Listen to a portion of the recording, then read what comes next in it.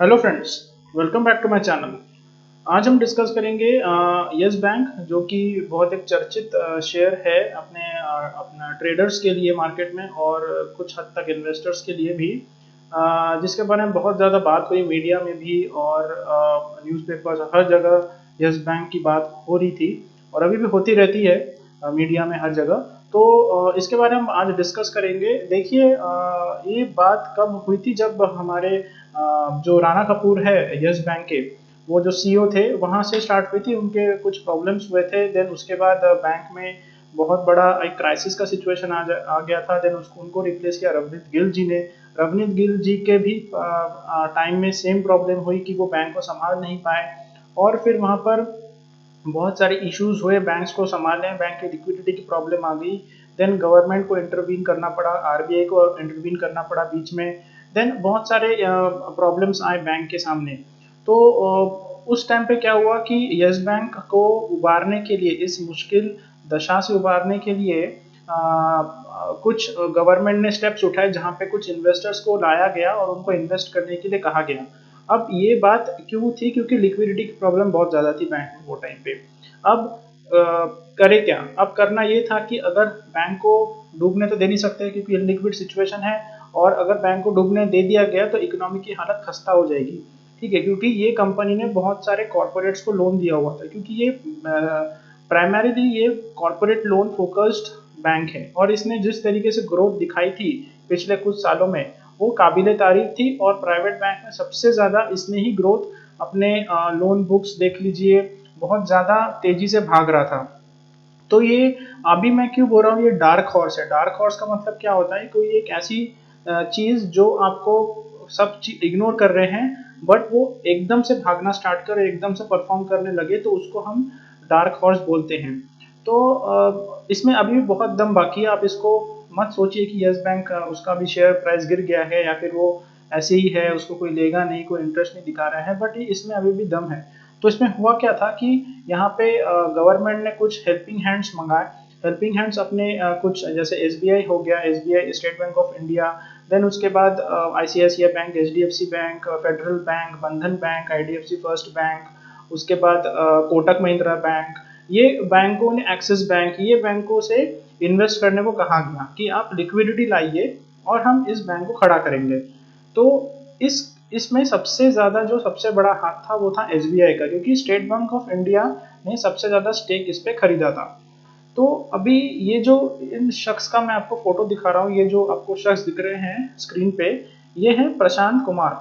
प्रशांत कुमार जी जो है अभी प्रेजेंटली यस बैंक को संभाल रहे हैं, की कमान इनके हाथों में है। अब ये है कौन? ये है एसबीआई के सीएफओ। ये एसबीआई में जब ये काम करते थे पहले सीएफओ के पद पे थे, और इनको अब यस बैंक की कमान संभाली गई है। तो आगे बात करता हूँ मैं इसके बारे में कि यस बैंक अभी इन्वेस्टमेंट, मतलब ये मेरा बोलने का ये है कि yes bank is a good investment opportunity. अभी भी ये बैंक में दम है, तो अब इसको आप इग्नोर बिल्कुल ना कीजिए। तो चलिए मैं आपको थोड़े टाइमलाइंस बता देता हूँ कि क्या हुए और यस बैंक में मेरे रैशनल क्या है इन्वेस्टमेंट करने के, या फिर इन्वेस्टमेंट सोचने की कि ये one of the best bank हो बन सकती है फ्यूचर में, जब अगर उसके प्रॉब्लम सॉल्व हो गए तो देखिए, गवर्नमेंट ने पहले तो एसबीआई को हेल्पिंग हैंड्स बुलाया कि आप एसबीआई और दूसरे जो अदर बैंक्स थे उनको बोला कि आप पैसे इसमें डालिए।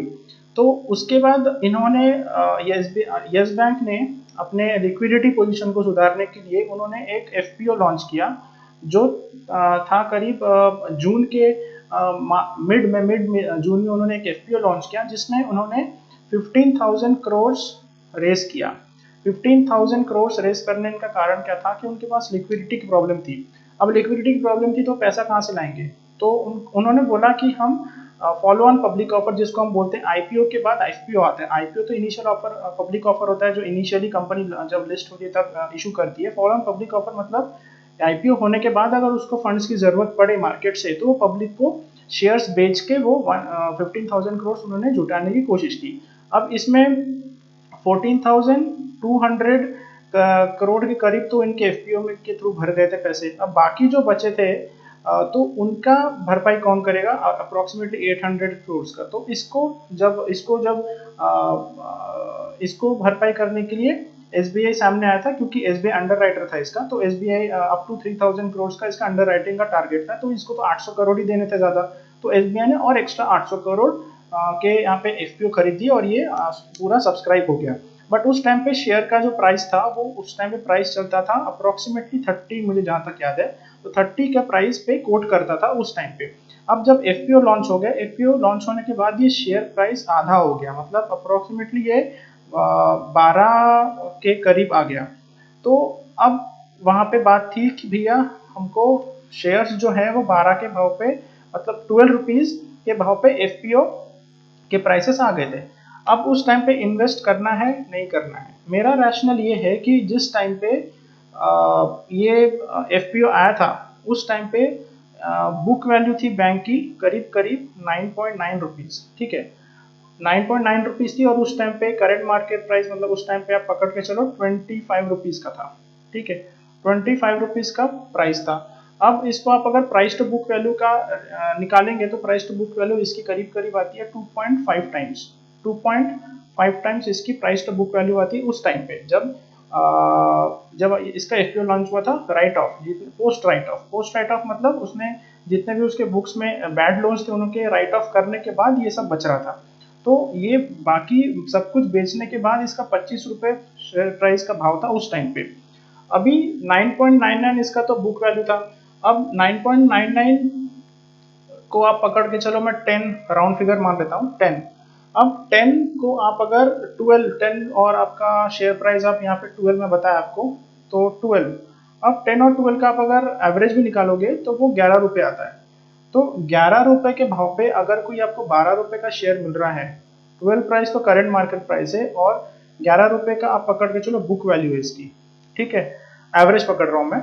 तो इसका प्राइस टू बुक वैल्यू आप अगर देखोगे तो प्राइस टू बुक वैल्यू इसका कितना आ रहा है? 1.2 टाइम्स आ रहा है, 1.2 टाइम्स, जो कि राइट ऑफ करने के बाद सब कुछ प्राइस इन होने के बाद, मतलब यस बैंक में देखिए आप सब कुछ अभी प्रॉब्लम सॉल्व हो गया, मतलब उन्होंने अपने सारे बुक्स से राइट ऑफ कर दिए हैं, सारे जितने बैड लोन्स थे।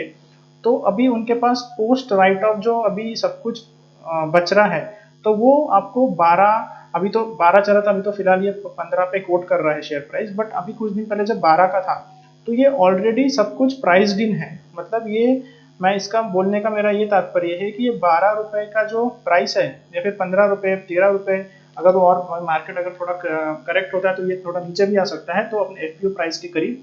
तो 12 रुपए में भी आपको अगर ये मिलता है तो सब कुछ प्राइस, इसमें सब कुछ नेगेटिव न्यूज सब कुछ आ चुकी है मार्केट में।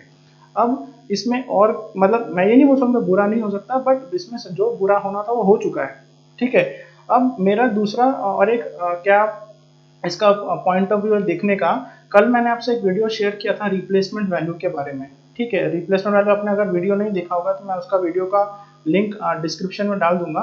तो रिप्लेसमेंट का वीडियो आप देखिए जाके, उसमें रिप्लेसमेंट वैल्यू मैंने क्या कहा था कि कोई भी कंपनी को अगर उसके करंट सिचुएशन में फिर से अगर खड़ा करना है तो आपको कितना टाइम और कॉस्ट लगेगा वो मैटर करता है।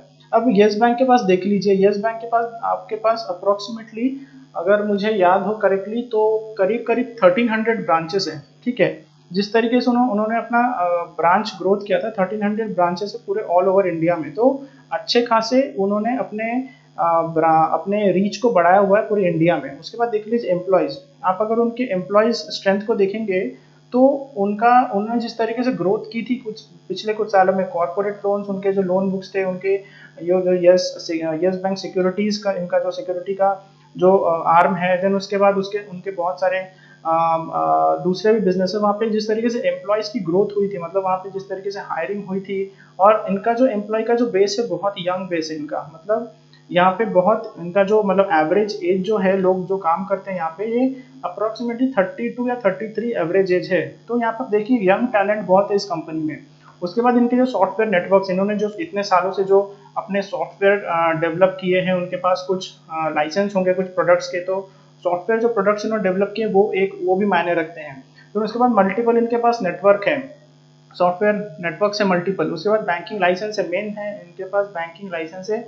और ये एक्वायर करना, अगर किसी न्यू प्लेयर को एक्वायर करना बैंकिंग लाइसेंस, तो इट इज़ वेरी डिफिकल्ट इसमें टाइम, कॉस्ट, बहुत सारी चीज़ें इन्वॉल्व होती है। तो बैंकिंग लाइसेंस सबसे बड़ी इंपॉर्टेंट बात है। और इनका आज की डेट में इसका मार्केट कैप जो है वो 39,000 करोड़ के करीब इसका मार्केट कैप है। तो इस इस मतलब स्केल का अगर बैंक आपको आज की डेट में अगर खड़ा करना है तो वो आप कर ही नहीं सकते हो। तो कल मैंने आपको रिप्लेसमेंट वैल्यू की बात की थी कि आपको अगर रिप्लेस कोई करना चाहेगा तो आपको उसको कितना कॉस्ट लगेगा। तो इस यस बैंक का मेरा इसमें बोलने का वीडियो में यही आपका तात्पर्य था कि यस बैंक में सारी चीज़ें प्राइस्ड इन है। यहाँ पे अगर 12 रुपये में आपको शेयर मिलता है तो आप सोचिए कि 12 रुपये, अब 12 रुपये से नीचे जाएगा भी कितना। अगर गया भी तो फिर से वापस आएगा ही आएगा, क्योंकि वहाँ पे बड़े जो इंस्टीट्यूशन है, जो स्मार्ट प्लेयर्स है, उनको पता है ये रिप्लेसमेंट वैल्यू, और इनको पता है कि सारी चीज़ें हो चुकी है इस कंपनी के साथ, जितना बुरा होना था। अब जो एसबीआई है या फिर गवर्नमेंट है, उनकी पूरी कोशिश है कि एस बैंक को अपने प्रॉब्लम से उबारा जाए और इसको ट्रैक पे लाया जाए और एक स्टेबल बैंक की तरफ इसको ले जाया जाए, जो कि सभी मतलब जो इसमें जो स्टेक होल्डर है सभी का यही टारगेट है। तो मैं यहाँ पे अपना वीडियो यही एंड करता हूँ। आपको अगर वीडियो पसंद आए तो लाइक करके एनकरेज कीजिए, सब्सक्राइब कीजिए चैनल को, और बेल नोटिफिकेशन को दबाना बिल्कुल ना भूलिए। चलिए मिलते हैं अगली वीडियो में। Thank you very much for watching this video.